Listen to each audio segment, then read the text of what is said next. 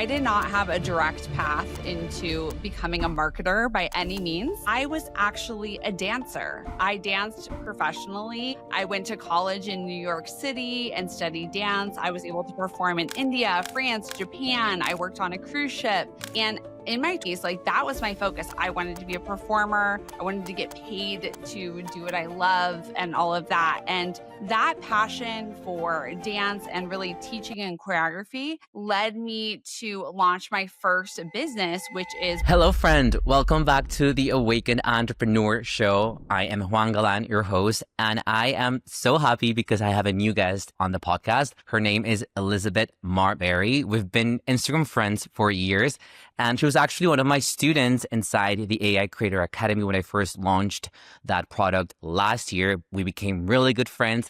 I've been on her podcast twice, and now it was her time to join me.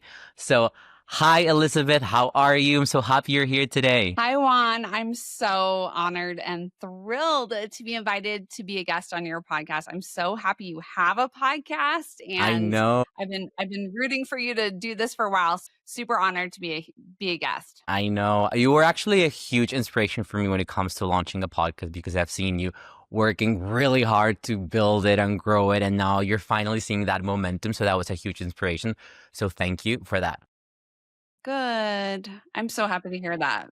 Amazing. So I want to start by telling the audience a little bit more about you. I know that you started your first business that was a brick and mortar dance studio, which you still run, but you also launched a second business as an Instagram marketing coach. I would love to hear how did that happen? Because it's not that easy. And I'm sure that a lot of people want to create new businesses, but they just stay stuck in fear. Yeah, absolutely. Well, thank you for the question. I love telling my story because my focus right now is on Instagram marketing and coaching and consulting. I did not have a direct path into becoming a marketer by any means. I was actually a dancer. I danced professionally. I went to college in New York City and studied dance. I was able to perform in India, France, Japan. I worked on a cruise ship. And in my case, like that was my focus. I wanted to be a performer. I wanted to get paid to do what I love and all of that. And that passion for dance and really teaching and choreography led me to launch my first business, which is my brick and mortar dance studio here in Denver, Colorado. It's called Wedding Dance Coach. And we've been in business now for 15 years, if you can believe it.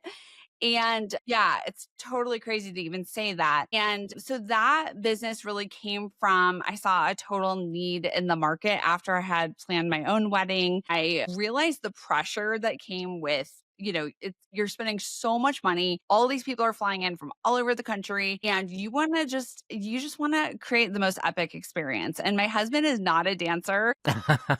And at all. He's just like, that's your thing, baby, which I love that about him. He's just like, you do your thing, girl. But we did a really epic surprise dance at our wedding. This was 15 years ago. And we did like kind of a slow dance and then busted out into like hip hop and Wow, I just love that. all of the things, like just being super goofy. And our guests were like floored. Like to this day, 15 years later, they're still talking about, like, if you ask them, like, what do you remember about their wedding? It would be the dance. And at that time, there was no one who was fully focused on wedding dance as a niche. And so I saw an opening in the market, started it with like no money. I posted on Craigslist. My I didn't even God. have a website, and I just figured it out. 15 years later, I have a whole team of teachers. I don't teach at all anymore. I'm just in the CEO visionary seat. So Love it's kind that. of it's incredible, right? Because it's an airplane that flies on its own. But what I did with that business is for the first 10 years of growing it, I didn't focus on social media. I focused on getting on the first page of Google, word of mouth, testimonials, referrals from planners, and all of that. Okay. That got us to our first six figures with no social media. Wow. That's But I insane. still knew, yeah, that's a thing. That's a thing that can happen. But I knew that I was just scratching the surface of what was possible for my company. And that's when around 2020, I started to really learn about social media marketing, Instagram marketing, and I really went all in on our strategy and just, I made all the mistakes. I learned as much as I could, but within 12 months, I had grown both my brick and mortar account and my personal brand on Instagram and TikTok to over 120,000 followers. We increased Amazing. our revenue at my dance studio in 12 months by 84%. And I Wow. got over 5,000 leads on our email list, all organic.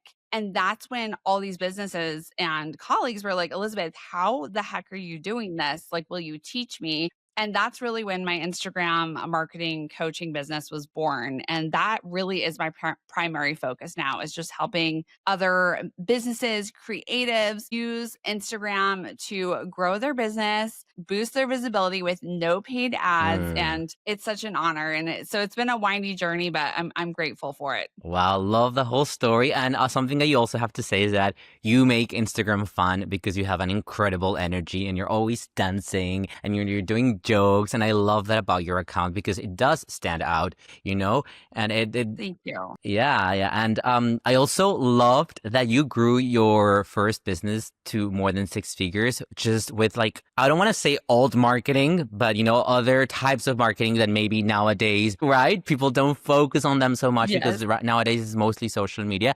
And the journey, it's like it's so beautifully orchestrated, like one thing led to another until you discovered your true purpose, which is what you're doing now, right? Exactly. Yeah. I mean, for so long, I identified and defined myself as a dancer. Mm. And I still do, right? Like I always say, like, once you're a dancer, you're always a dancer. Like I don't know if you guys have seen those reels where it's like an 80-year-old woman and she's like busting it out. And I'm like, that is gonna be me. Like I will have the cane, I will be twerking it with my cane. Okay. But what's so interesting is I've had a total identity shift in a way because that was my whole life for so long is to focus on being a dancer. And it's so interesting how life leads us and on our path because all of that background is why I think I've been so successful with Instagram marketing is that I'm not afraid of rejection. Like when Which is you're an key artist, for entrepreneurs. yeah, exactly. I'm like, I was rejected constantly from when I was 11 years old, right? Trying out for companies, not getting it, right? Like, I had to build a thick skin. I had to be relentless in the pursuit of what I wanted. And Reels, like, the whole short form video is like a dream come true for me because it's like a stage. Like, to me, it's like I'm on stage. 100%. Yeah, 100%. and now with my podcast and speaking, I really feel like I've always been a teacher, I've always been a mentor, I've always been on a mission to help people to really be seen fully. And of course, I'm doing that now with business and marketing, but I did that with wedding dance coach, right? Yeah. Like how Yeah, do you exactly. take two left feet and feel confident dancing in front of all your friends and family? So it's just interesting how all these pieces kind of connect. Yeah.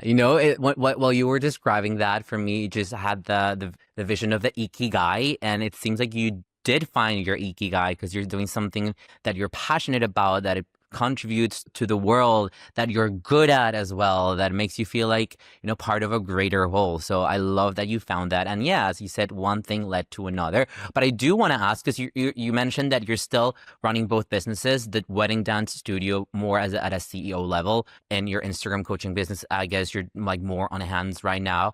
How do you manage both Mhm. businesses in terms of energy? Also, like the different identities that you take for each business, because they both require you to show up differently, I guess, right? Yeah, yeah, totally. Well, with my brick and mortar studio, it takes about 5 hours a week of my time. So it's not a ton of time. At one point, I had invested in a success mentor who helped to teach me how to be an embodied CEO and be a Wow, leader love that. it's interesting. I being a boss and being a boss and having a team, that has never been as intuitive for me. Like I or like comfortable. Oh, it's interesting. I feel like wedding dance coaches kind of taught me how to be a CEO Mm, and how to be a leader and what a good leader does. So we have, I do it's really streamlined with that business, and that's why it doesn't take a lot of my time is I'll do I have a small leadership team, so I meet with them once a week, the first 3 weeks of every month, okay. and then I have and they're really the ones doing a lot of the implementation of everything like client, communication and studio maintenance and all of that. So I'm just essentially checking in with them every week, the first 3 weeks of every month. And then I do one all team meeting a month. So we're all like my teachers and my team, and that's it. And of course, I'm there to do payroll and all those things. Yeah, that just feels like I've been doing it so long that it's all just works, right? It doesn't take a lot of my time. And then so I really do pour like 95% of my time and energy and brilliance into my coaching, speaking and podcasts. Those are really the 3 pillars of my Instagram marketing business. And it's like, how do you balance it all? It's funny that you're asking me that question. As we're recording this, it's summer and my kids are out of school. And so to be totally honest, I'm feeling a little bit out of balance, but so I'm a huge advocate of hire the coach or mentor who's a step ahead of you in the very specific skill that you want to learn. So that's why I hired you, Juan, is that I knew, last year, like AI is a thing. It's not going anywhere. I need to learn this skill. And yeah, I could spend hours watching YouTube videos and trying to figure it out myself. I don't have time for that. I'd rather hire the person who's figured it out and who can teach me and shortcut my learning curve. And So now you're I did crushing that. it at AI. I love that. Yes, and now I do, like, AI, like, series on my podcast because I Yeah, literally, like, live and breathe AI all the time. I love it, love that. and it all started with you teaching me all the foundational pieces and yeah, like, everything that you do is so brilliant. And so along this line of, like, how do you balance everything, I also was recently diagnosed with ADHD, which is just not a huge surprise to anyone who knows me, but it was kind of a surprise to me. But both of my kids were diagnosed with ADHD several years ago, and I was always just sort of like, "Huh, where did they get that?" Like, I'm if there's a wondering. genetic yeah. And so anyways, I was recently diagnosed with ADHD, and it actually really helped me to understand why the operations and systems of my business were always really hard for me to like, I've always Mm, been like a visionary and like I have all these incredible ideas, but like, I can see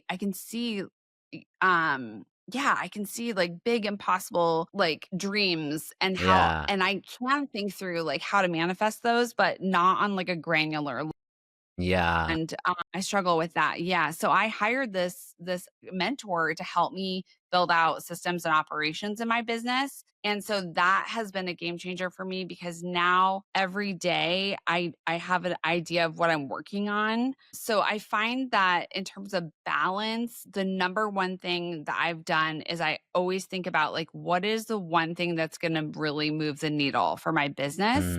that's super Because it's important. yeah, because it's so easy to get distracted by all these shiny objects or new ideas. Like, honestly, when it gets hard, sometimes I just wanna jump ship, but if I think about, like, this is gonna like, if I can invest my time and energy in this one thing, in 6 months from now, my business is gonna be 10 times better. So, those are the kinda questions I ask myself to maximize the time that I do have to Yeah, I focus on my love business. that you're mentioning this because so many entrepreneurs waste so much time and energy in things that don't move the needle, like creating this really cutesy artsy carousel or like, editing this super highly quality edited reel. Like, those things don't move the needle, especially when you're like in the early stages of your business. You need to really focus on what's gonna help you grow your business, what's gonna make you the most money in the shorter term. And for you, that is speaking, podcast, and your coaching program, right? Yes. Then your clients, Yes, yeah. exactly. I love that. Love that. And I also love that you've always invested into mentorships since the very beginning of your journey. Because if without that, you probably wouldn't be here, right? Well, it's funny is, being a business owner now for 15 years, the first 10 years of growing my business, I never had a mentor or a coach. Like that wasn't really a thing, Yeah, in that's like true. 2010, that wasn't That's really a true. thing. Right. And so, like, I think I invested in my first high ticket coach in, yes, it was January of 2021. And I will tell you, like, I wish I had done it sooner, because Mm, it's like, holy cow, like that for sure. I've invested in a lot of different mentors in the last 4 or 5 years. And it is just like, yeah, it's a game that's totally changer. why I'm at like this whole nother Mm, level yeah. of operating and it's not just business, it's like of who I am as a person, you Yeah, know? totally, totally. An identity shift and mindset shift as well, right? Yeah, Which brings me exactly. which brings me to something that I want to talk about because it's something that I'm like always mentioning and sharing about, which is limiting beliefs, fears, because it's something that we all face. And I would love to learn what have been your biggest limiting beliefs throughout your journey that maybe made you feel stuck or maybe even want to quit at some point in your journey. Yeah, I love this question. The number one limiting belief that I have struggled with and continue to struggle with, although I feel like I am steps ahead of where I was even 6 months ago with this limiting belief, is this belief that I have to do it alone. That I can't truly count on other people, or that I'm not really supported. And I have the most incredible husband. I have so many incredible people in my life, but it's so interesting. I've really thought about this and I've worked through it in therapy and all these different places. And I think for me, it comes from a couple places. One is I I've identified that from a pretty young age, I just felt very alone. Like I had to kind of figure things out on my own. And I had really fantastic parents, but I believe that they were emotionally inconsistent in how they showed up. And it's not their fault either, And right? when that happened, no, it's not their fault. They were totally doing the best they could with, their situation. I always felt very loved. They were so supportive of me, but I think I just internalized this belief that like I have to figure a lot of this out on my own. And then that belief was really reinforced when I lost my father when I was 20 years old to suicide. And when my father died so suddenly and tragically and totally unexpectedly as a little girl, when you're 20, your brain's not even fully formed, Still. right? Like you're still a child. Yeah, 100%.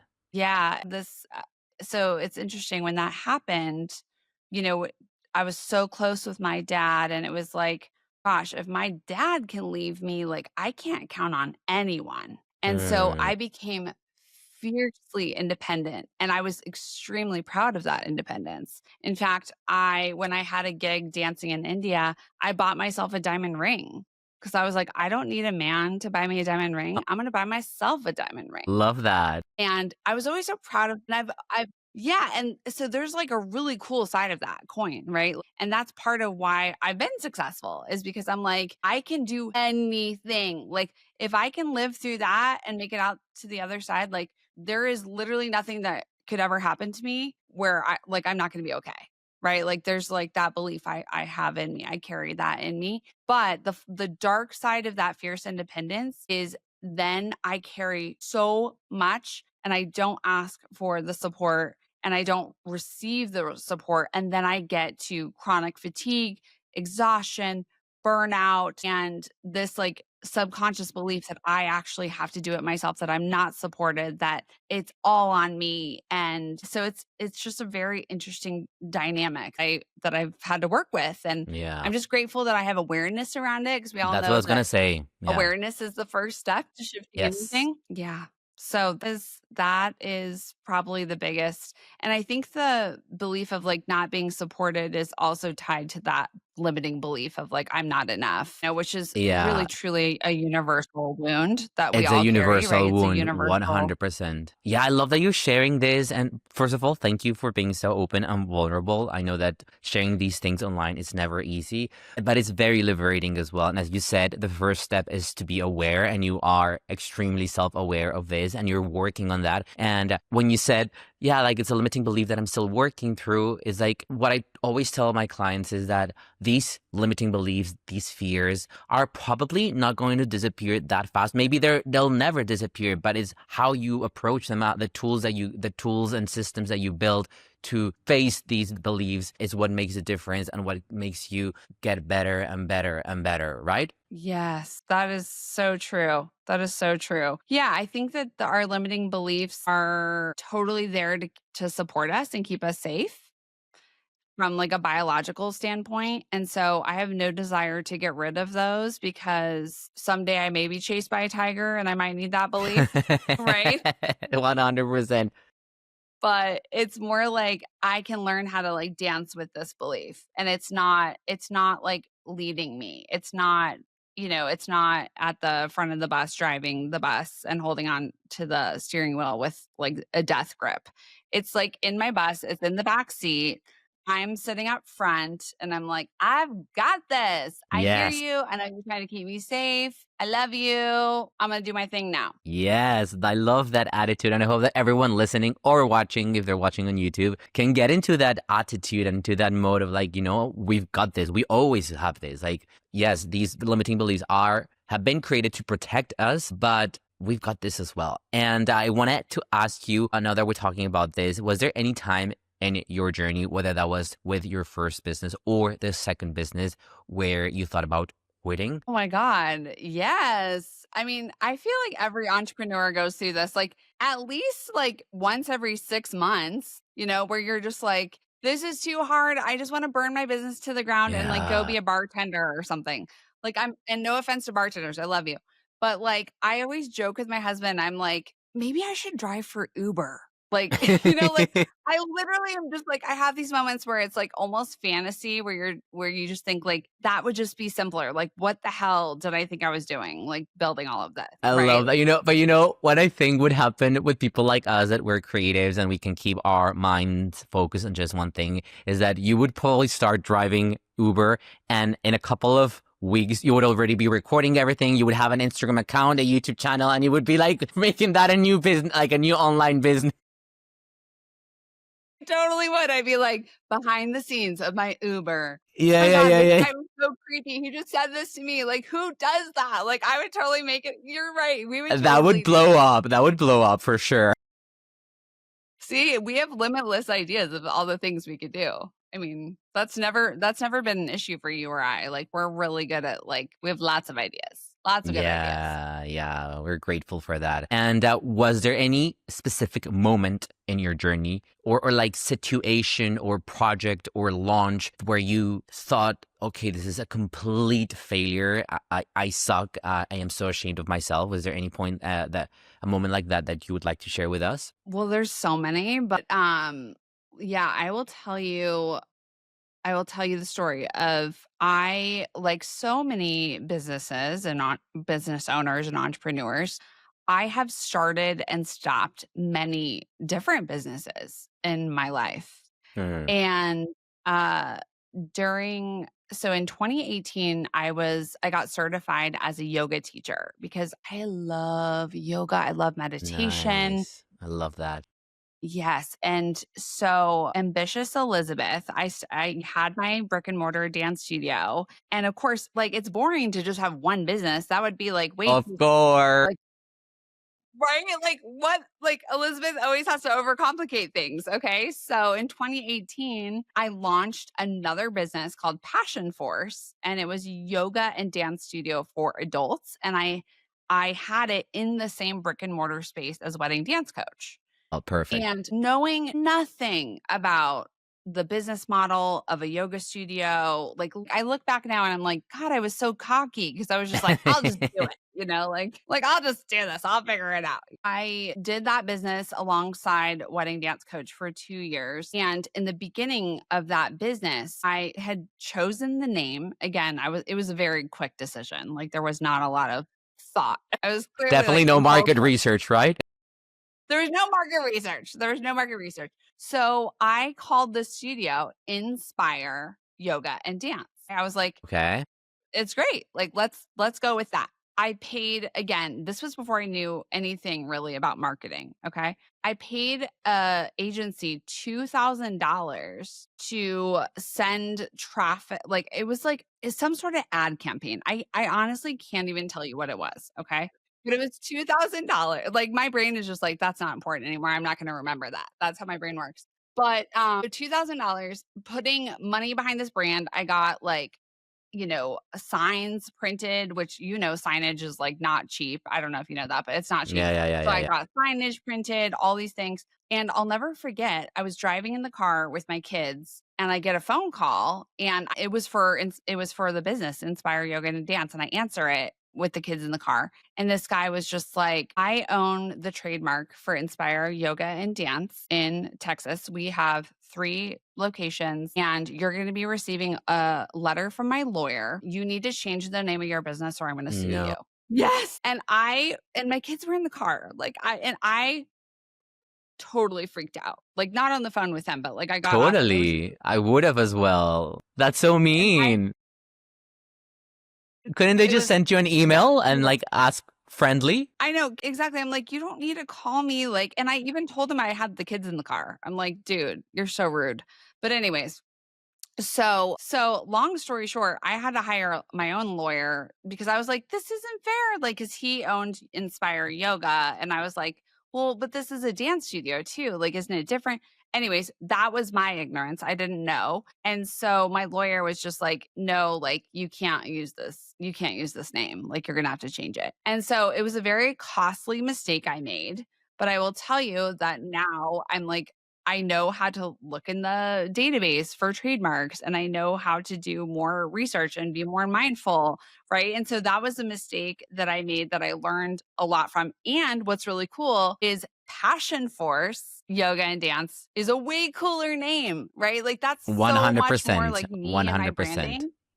It's, like, 100%. way better, right? So, again, it was like universe was just like, "Elizabeth, that's not your name, like, this is a way better name." So, I it's like everything that happens to me, I know is for me. That's kinda how I see it, Mm, even though at the time I always. was, like, so stressed out. And then the final piece of the story is that during COVID, I made the decision to close down that particular business.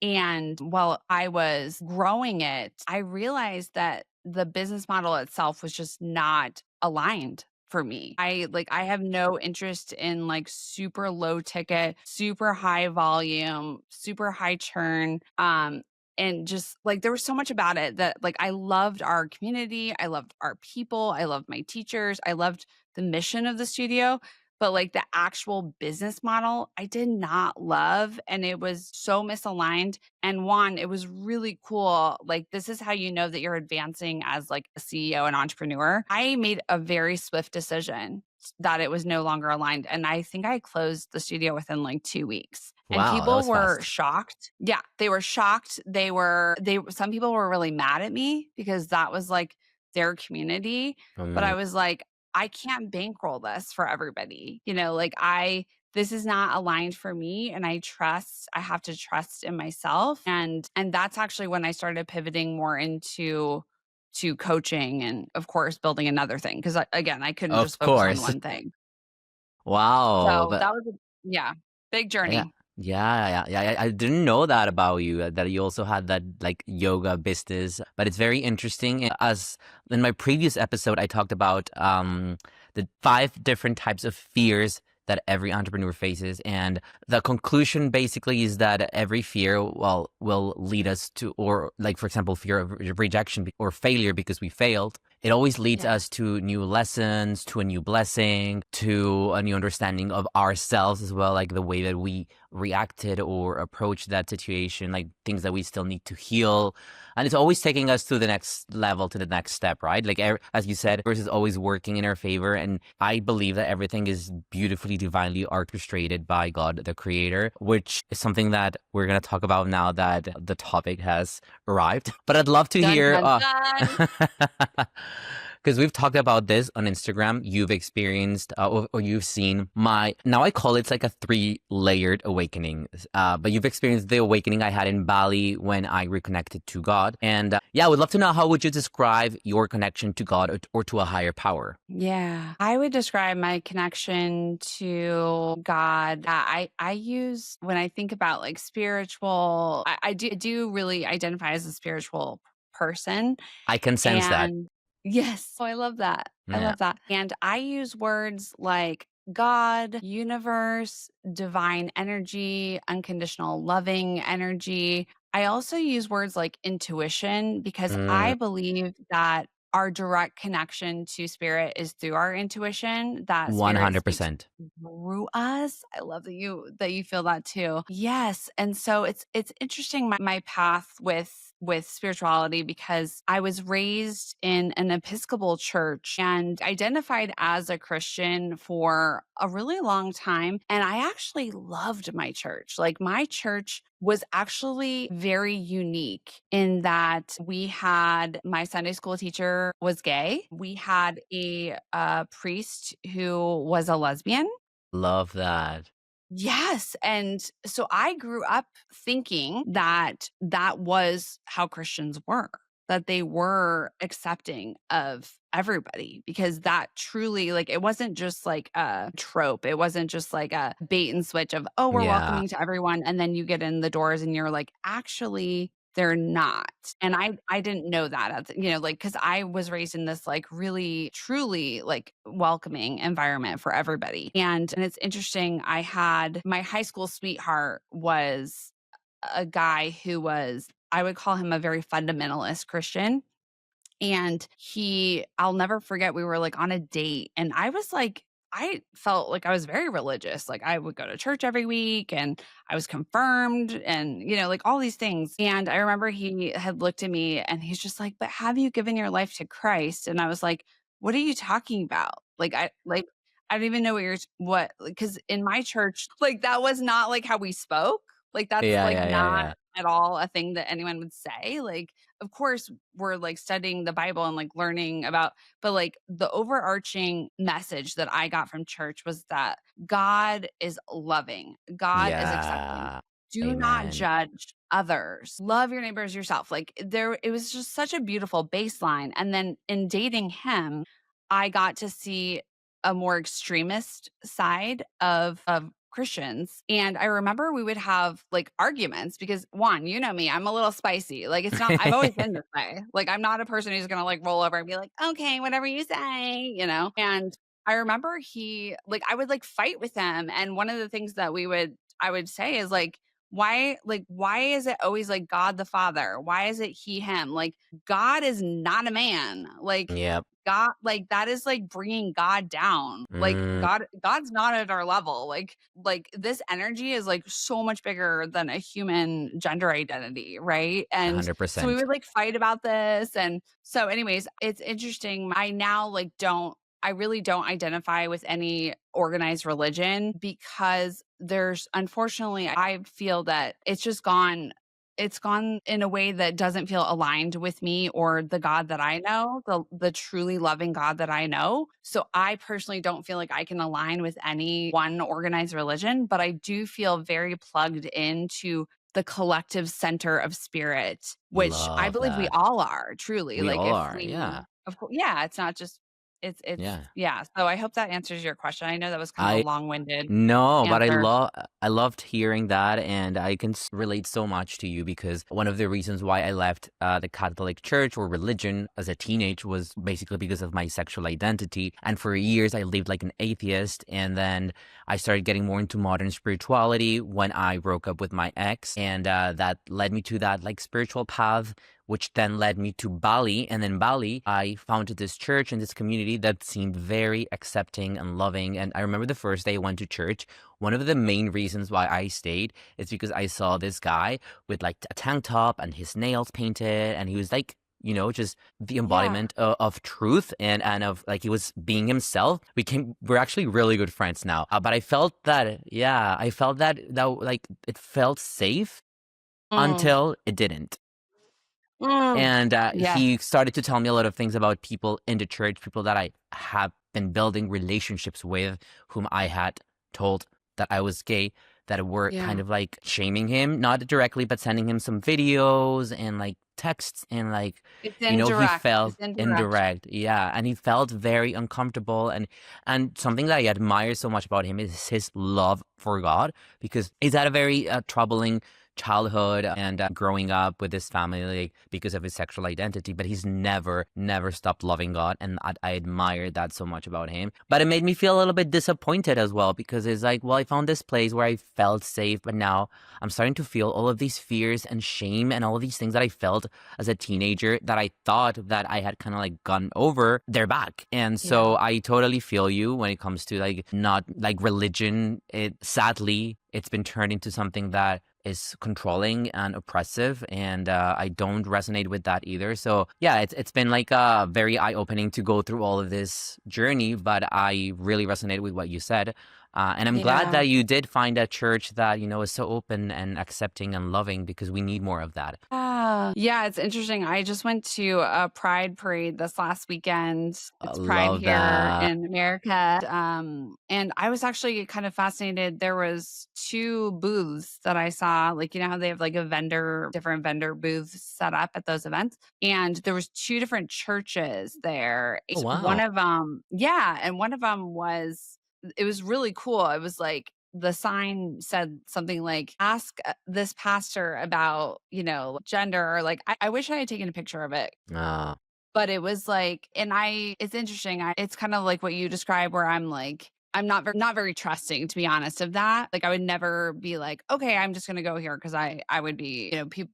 mm, But I do think it's like, I think it's possible, right? I'm sure there's communities that are truly, truly accepting, and I do think it's really important that when you decide to do that, that you really go in like eyes open, and maybe you ask like really hard questions, super direct questions. If I 100%. was considering going to this church, for example, I would like have a meeting with the pastor and be like, let's have a chat. Okay. So I do think I would like to believe that it's possible that there's, communities that are truly like unconditionally loving and accepting and don't pass judgment. But yeah, I think I'm really happy, Juan, that I'm just so happy that you have found your spiritual connection, Mm, and you understand that you are perfect as you are, as you were made, and that is like the whole message of spirit, is that like mm,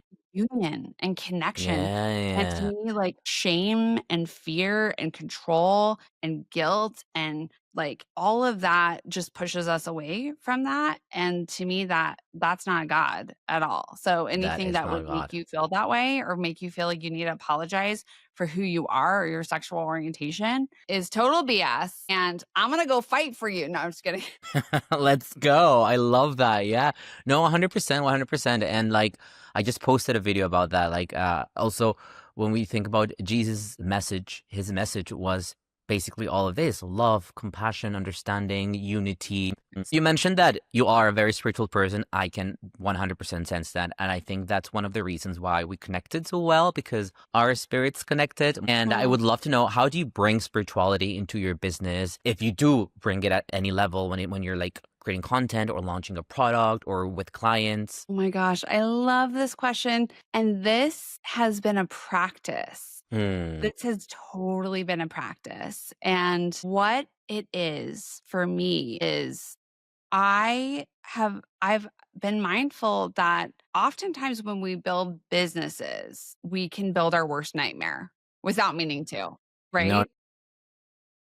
Like, every business owner can relate to that in some way, right? Mm, Where you're just like, "Wait, why did I just built myself like a job." Like, instead of mm, like, we wanna build a business for freedom, right? But mm. then you're like, "Wait, what the heck did I do?" Yeah, yeah, yeah.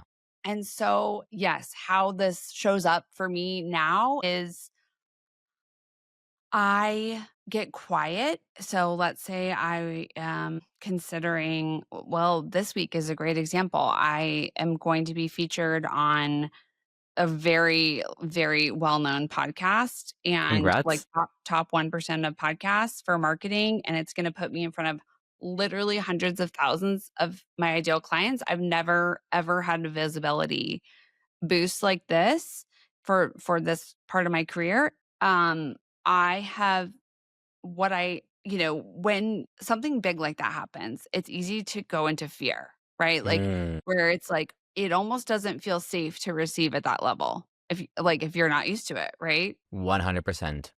Yeah. And so what I do in these moments is I come back to my center. I have a little like altar that I've built for myself. So on like the days where the kids are like out of the house and at school, like it's easier for me to do this. I'll be honest, when they're here and they're like watching TV and they're running around, it's much harder. Yeah, But I do this on my walks too, but essentially I get quiet and I just ask for guidance from my intuition and spirit. And I just of say this. like, yes. And I'm just like, okay, I'm feeling a lot of fear about, like I built out this funnel for this visibility, which is like a freebie that's going to go into a low ticket paid offer. That's going to go into like my more high ticket offers. Like, and I really built this whole new funnel. And I find myself even today where I'm just like, is it good enough? Like, what if it's horrible? What if I made a mistake? What if I need to add this? What if I need to, it's like you kind of freak out. And then it's like I get quiet and I'm like, and then I literally I don't know how it happens for you, Juan, but like when I get quiet and I tap into my breath, like anything that can get me into my body, I would say if you need to connect with spirit, it's really you need to get into your body. You need to feel inside of your heart. Because it lives within yourself, not outside. It lives within Yes. yourself. So Yes. I love your ritual because it's something that I also do and experience. And but what I see, especially if we talk about like people that are believers when they want to connect with God, most people just pray kind of in like a begging kind of way, like please, I need this, please, please. But they don't remain in silence. And in silence, it's when you hear your intuition or the voice of God or your higher power. It's when you're in silence, in complete silence, like shut your mind, shut your feelings, go within and ask and feel like our bodies. Like if you feel fear, maybe you're thinking about an idea, and if you feel fear or if you feel like something odd, then maybe that's spirit telling you don't go that way. But if you feel excitement, if you feel like motivation or joy, then like God speaks through us as well with emotions. And I also believe that God speaks to us through other people, through situations, maybe a book that showed up, or it's always like the universe is always giving us this signs and synchronicity. So it's also good to be aware when, like, because people they go on their daily lives like on autopilot, and they're not aware of like maybe signs or maybe someone that showed, you know what I mean? Like these things, Yes. people are just like always on autopilot mode, and it's hard to connect with God in some in this way as well. Yes, I have such a great example of this. I was on the phone with my girlfriend this morning, and she said she's also a business owner. And she said, I have been thinking about just to diversify like my life a little bit and get me out of my house and of like teaching one yoga class a week, just to like spice up my life and like what I'm doing. And I was like, I love that. And she's like, and what's interesting about this is once I said that and kind of took some actions toward that, she's like, "My girlfriend came over yesterday and gave me a housewarming gift because she just got a new house, and it was a statue of, like, a yogi." What? And she was like, "I feel like this was, like, a sign from the universe of, like, this is, like, yes, you're on the right path." And you're right, Juan, it's, like, so many times we miss, like or we just don't really connect those dots because we are on autopilot or we're not open, like, we're just really not Mm, open to seeing those pieces. It's yeah. really that is why it's a practice. It's like the more that you do it and the more that you like for me it's it could be very simple. It could be just like what is the next right thing for me? Like a lot of times that's sort of my question is like what is the next right thing? And sometimes the next right thing is like do nothing at all. Like you're good, Yep. right? Yep. And so, but yeah, it's a practice and you're right. Once you are more plugged in and aware, you will start to notice. And that's when it's like really magical and fun. Totally. And I've been reading a lot about this lately, and it's like the reason why people are always on autopilot and we're driven by fears, by anxiety, is because we are not aware of a separation between the ego and the spirit, and we're always living from the ego, but we forget that we're actually spirit, not ego. When you realize that you are spirit, you start living from love, from abundance, because spirit connected with God is all of that, right? Abundance, joy, gratitude, love. And it's important that we remember where we come from, not what we are experiencing as human beings. So, Yeah. yeah, that's cool, Yeah, I right? love that. That's really powerful. All right, we're gonna have a few more questions and then we're gonna wrap it up. But I want to know. Well, you already said that you have a very exciting podcast interview that's gonna give you a lot of visibility. But what else is there coming up for you that you're excited about right now? Something in your business or in your life that you'd like to share with us? Well, I have so many exciting things to share. So I appreciate you asking this question because I am a firm believer in can we all please share our wins with each Yes. other because it's not you bragging, like especially women, we've been taught like do not share your wins. Like you will be considered boastful, you'll be considered selfish or whatever. I am here to dismantle that for everybody listening. Like Yes, I please. want yes, like can we please share our wins because it elevates the collective. It like we rise together. Yes. And then when I share a win of something that I'm celebrating, it's an energetic that you can step into for yourself. So, anyways, I just love this question. So, I would love to share that, yeah, in addition to this super a huge visibility boost. I have been really wanting to manifest being a paid speaker. Yes, because it's one thing to speak, it's another to like be a professional speaker and actually get paid to travel to conferences and do keynotes and all of that. And that's been a leg of my business that I've really been wanting to focus on and grow. Speaking from a stage is like a beautiful culmination of every part of like who I am, right?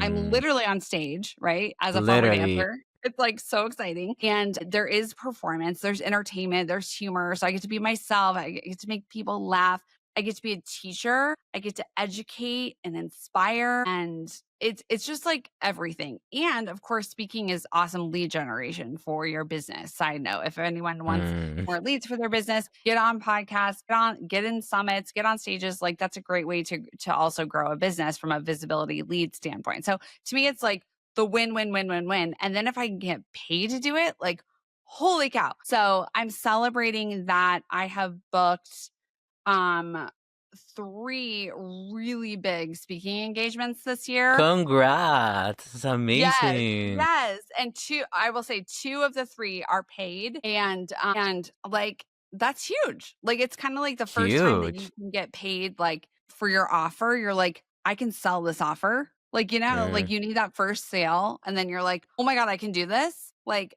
and it's not like these are my first speaking gigs where I got paid. I did get some last year, but, like, I've been raising my rates, and wow, I'm just nice. like yeah, and I'm just like, "Oh, here we go." Like, here we go. Elizabeth's getting more expensive. She's getting more Yes, expensive. of course. So that's Love a big that. win. Wow, congratulations. I'm so excited for you. Public speaking is something that I also want to venture into at some point, more sooner than later. And I feel like that now that I've found my voice and I'm, building this podcast and, like standing out for who I am and what I believe in. And, I feel like I'm becoming like a thought leader.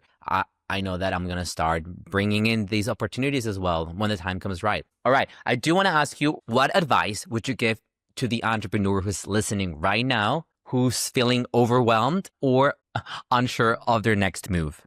The first thing I wanna say to you is welcome to the club, my beautiful soul. Welcome to the Welcome. club. What if there is no problem in feeling overwhelmed? What if that's actually not a problem? What if there's nothing wrong? What if your overwhelm is just a beautiful message and an invitation to slow down and take 30 minutes. Turn your phone off, take your AirPods out. If you need to go for a walk, if you need to sit on your porch, if you need, like, I don't care where you go, but maybe your overwhelm is just a sign from your body to you need a pause. And I know it can feel really scary to pause. I know that that's also something I'm learning is that for high achievers, slowing down does not feel safe. It just doesn't. And so, what if you could start today and you could practice giving yourself permission to slow down and breathe? And what if, I think that the question coming through right now, Juan, is like, what if nothing's wrong? Because a Yeah. lot of times we get in like our fear and our anxiety and our self doubt. It makes us believe an untruth that like we have to fix something. And a lot of times, especially in business, it could be, oh my gosh, I've only been doing this thing for a month. Of course it's not, I'm not where I want to be. Right? Like, right? Like, oh my God, Elizabeth, I've been doing everything you say. I've been trying to grow my Instagram. I'm like, okay, well, like, how long have you been doing it? They're like, a month. And I'm like, girl, come on now. Like, so again, it's like whatever it is. Yeah, I suggest that asking yourself, what if nothing's wrong? How can I take some time to find space? And then the last piece is remember that you get to choose how you move forward. And a life that I want to live, and I would imagine if you're listening to this podcast, you want to live, is a life that feels aligned for you. And sometimes overwhelm and stress is a sign of misalignment. And if you can identify where there's a misalignment, and that could be as simple as your price, right? Like the price you're charging for something 100%. where you're like, ooh, I feel like this is not right. And then you change the price and you're like, oh my God, it's right. Or a deliverable, like, well, I was over delivering all these coaching calls. And then I'm actually going to keep charging the same, but cut my coaching calls in half. Oh my God, now it feels aligned for me. Mm, One of my coaches taught me that abundance equals alignment. So if you want I love abundance, you that. need to be in alignment with your offers, with what you're doing, how you're showing up, with your content, right? That's why when we post content that is just like we're posting it just to put it out there because we're like, oh shit, I haven't, posted on Instagram for five days. I have to post something. It like doesn't do well, right? Because it's like it's an energetic. It's like And not people feel aligned for that. you. Yeah, Yes. 100%. Yeah, Oh my people God, feel I that. loved So every single word that you said because it spoke to my heart. Because I wasn't in alignment last year and the year before, and I was starting to feel overwhelmed and burnout and comparing myself and all of these things that like that are common, are normal, and they're, like we're human at the end of the day. Yeah, now that I feel so much more in alignment and I'm not saying challenges disappear, overwhelm. Like I still feel overwhelmed some days or challenges still show up, but I know that I'm living my truth. I'm in alignment with who am I supposed to be, what am I supposed to be doing. And it just feels peaceful. Like it feels better. So yeah, alignment is 100% key. And Elizabeth, thank you so much. This was so much fun. We had a great time. I know people are going to love this conversation. Before we go, where can people find you? thank you. I love this conversation too. So, if you're listening to this or watching it, you love podcasts. I would love for you to check out my podcast. It's called Strut It Bold Visibility Through Instagram Marketing. As Juan mentioned, I've had him on twice to talk about using AI and ChatGPT. And that show, every Monday, I drop exactly what's working on Instagram for businesses, marketers, creators. So, definitely follow the show. And I would love for you to come connect with me on Instagram. It's just my name, Elizabeth Marberry, Marberry. Connect with me there. Send me a message that you listen to this. I would love to hear any takeaways or thoughts. And if you are interested in working together, you can check out my website. It's elizabethmarberry.com. And I would love to support you. Thank you for sharing that. I'll make sure to add those links in the show notes or in the YouTube and the video description in YouTube. And I love you, friend. Thank you so much. And I will see you guys all next week with a new episode. Bye. Bye.